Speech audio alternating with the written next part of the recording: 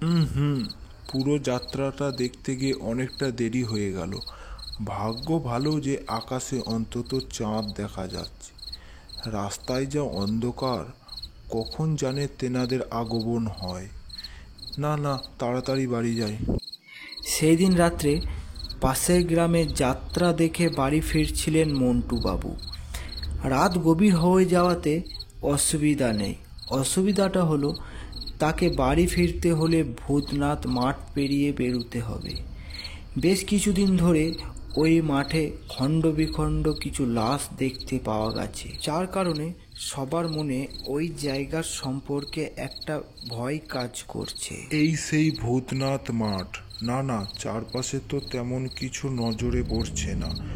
তাড়াতাড়ি পা চালিয়ে এই মাঠটা পেরিয়ে যায় বাবা। মাঠটা পেরোতে পারলেই রক্ষে। তাড়াহুড়ো করে মাঠের ওপর দিয়ে চলতে থাকেন মন্টু বাবু। যাক, মাঠ প্রায় শেষের দিক হয়ে এসেছে। আর একটু গেলেই পাকা রাস্তায় উঠে যাব।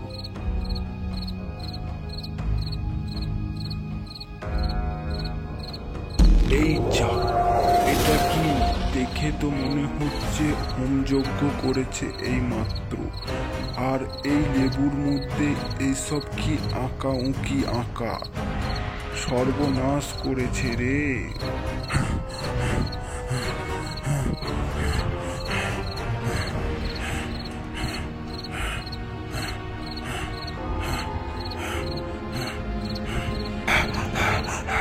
দরজা খোলো, দরজা খোলো তাড়াতাড়ি। কি ব্যাপার, কি হয়েছে? এখন অত বলার সময় নেই, তাড়াতাড়ি দরজাটা বন্ধ করো আগে। ঠিক আছে, কিন্তু কি হয়েছে বলবে তো আগে। বলবো বলবো, পরে সব বলবো। এখন আমাকে কিছু খেতে দাও আগে, খুব খিদে পেয়েছে।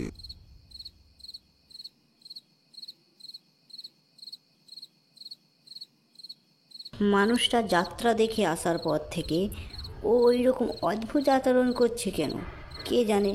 কাল ঠিক পেট থেকে কথা বার করব।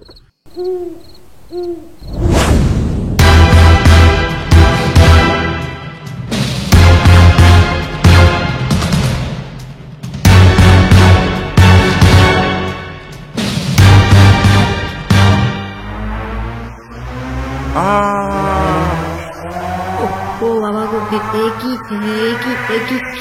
ও মা গো, বাঁচাও বাঁচাও, কে আছো, বাঁচাও বাঁচাও।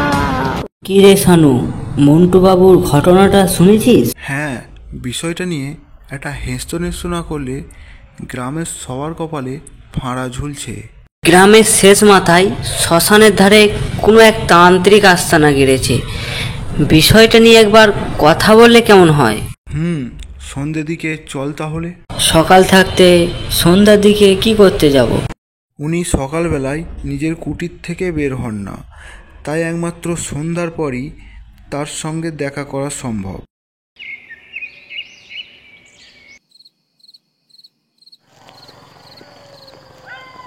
শানু ও কানাই দুজনে যখন গ্রামের শেষ মাথায় শ্মশানের কাছে গিয়ে পৌঁছালো, তখন সন্ধে হয়ে গেছে। শ্মশানের ভেতরে একটু যেতেই তারা দুজনে দেখল এক জ্বলন্ত অগ্নিকুণ্ডর পাশে এক বিশাল আকার তান্ত্রিক যজ্ঞ করছে। কপালে সিঁদুর, লাল রঙের মোটা তিলক, ঝাঁকড়া ঝাঁকড়া তার চুল। বাপরে বাপ, এটা তো ভূতের থেকেও কম ভয়ঙ্কর দেখতে না রে? চুপ, একদম চুপ। এখন কোনো উল্টো পাল্টা কথা না। ওং রিং ক্রিং চামুন্ডাই, হ্যাঁ হ্যাঁ হ্যাঁ। ওং রিং। প্রণাম বাবা। তোরা কারা? আর এখানে কি উদ্দেশ্যে এসেছিস? আমাদের গ্রামে বড় বিপদ বাবা। বিপদ? কি বিপদ? আমাদের গ্রামের ভূতনাথ মাঠে নানা ধরনের উপদ্রব শুরু হয়েছে। বেশ কয়েকজন মারাও গেছেন। তার সমাধান নিতেই আমার কাছে এসেছিস? আজ্ঞে হ্যাঁ বাবা। তা এখনো পর্যন্ত কি কি ঘটনা ঘটেছে শুনি একবার।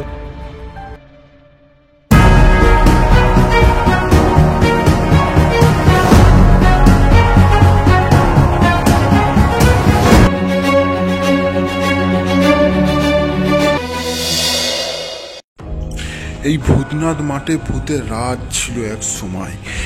তারপর ওই রাত্রে ওই মাঠ দিয়ে কেউ গেলেই ভূতের হাতে মারা যেত। তাই গ্রামবাসীরা মিলে খুব ধুমধাম করে ভক্তি ও নিষ্ঠা সহ মা কালীর পুজো শুরু করে। তারপর থেকেই ভূতেরা সব নিঃস্ব হয়ে যায়। কিন্তু ওই কালক্রমে ওই মাঠের মায়ের পুজো বন্ধ হয়ে যায়। তাই দীর্ঘদিন মায়ের পুজো হয়নি বলে গ্রামের ওপর সহজেই অপশক্তির আবির্ভাব ঘটেছে। আর এই অপশক্তিকে দূর করতে হলে মাকে সন্তুষ্ট করতে হবে। বাবা, তাহলে উপায়? ওম হোম রিং ক্রিং নম সোহা হোম হোম চামুন্ডায় সোহা। এই হাঁড়িটা সন্ধ্যার পর যে কোনো সময় ভূতনাথ মাঠের ঠিক মাঝ বরাবর রেখে চলে আসবি। সব সমস্যা আপনা থেকেই মিটে যাবে। যা। প্রণাম। প্রণাম নেবেন বাবা।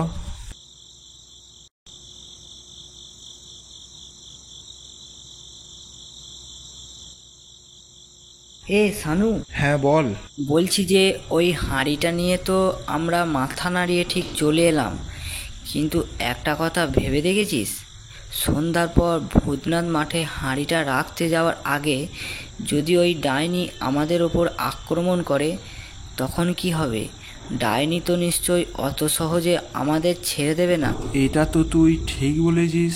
আচ্ছা, এই তান্ত্রিককে বলে দুজনের জন্য দুটো রক্ষা কবচ দেওয়ার জন্য বললে কেমন হয় বলতো? হ্যাঁ, ঠিক বলেছিস। তাহলে আর একবার গিয়ে তান্ত্রিকের সঙ্গে দেখা করে কথাটা বলি। শানু ও কানাই আবারও তান্ত্রিকের সাথে দেখা করার জন্য শ্মশানের দিকে এগিয়ে যায়। তারা দুজনে শ্মশানের ভেতরে ঢুকে পৌঁছাতেই থম করে দাঁড়িয়ে যায়। তান্ত্রিকের হোমকুণ্ডের পাশে দাঁড়িয়ে রয়েছে একটা কালো কুচকুচে বিড়াল। বিড়ালটার মুখে রয়েছে একটা কাটা মুন্ডু।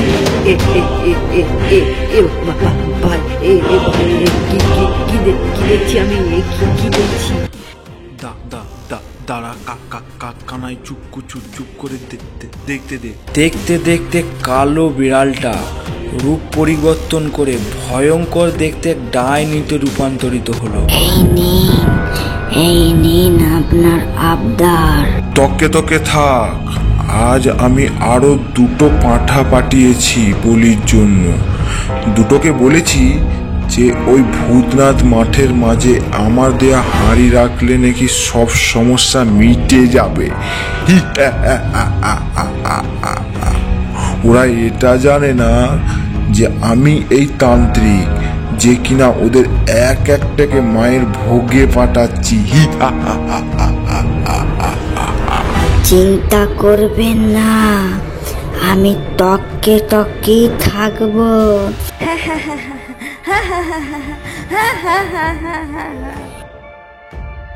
তান্ত্রিক কাটা মুন্ডুটাকে আগুনের ওপর দিয়ে বারকত ঘুরিয়ে নিয়ে দিয়ে দেয় ডাইনির হাতে।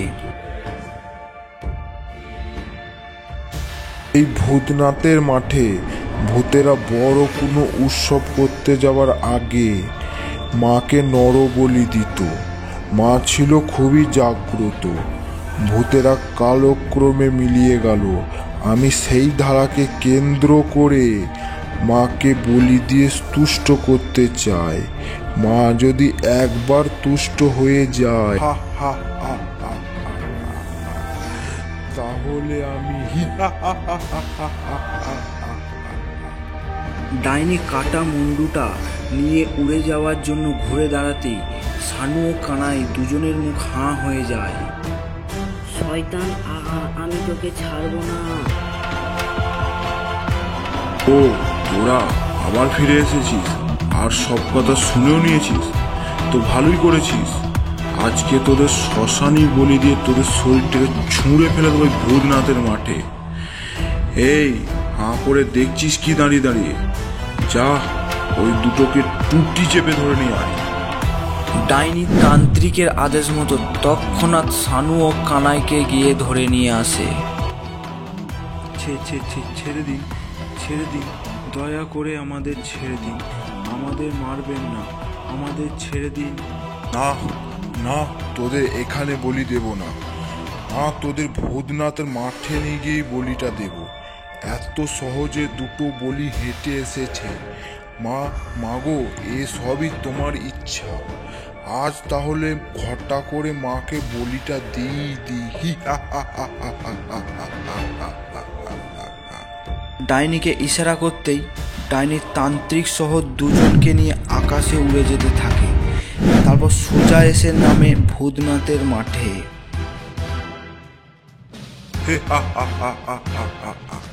জয় মা, জয় মা। ডাইনি তান্ত্রিকের আদেশে সঙ্গে সঙ্গে হাঁড়ি কাঠের ব্যবস্থা করে ফেলল। নিয়ে আয় এটাকে। এবার ঢোকা এটাকে হাঁড়ি কাঠে। গলাটা দে। ডাইনি শানুকে ধরে হাঁড়ি কাঠে ঢুকিয়ে বন্ধ করে দেয়। রক্ষে করো মা, মা, মা আমাদের রক্ষা করো, মা বাঁচাও।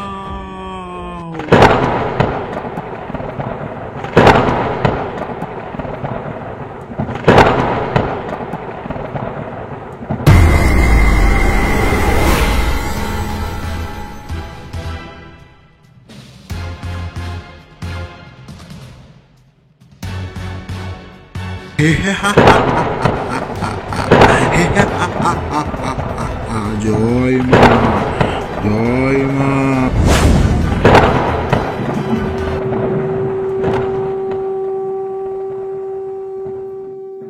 না না না না না,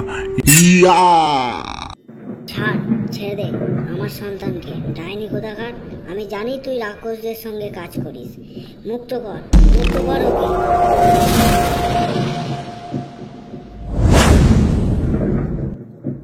জয় মা, জয় মা, জয় মা।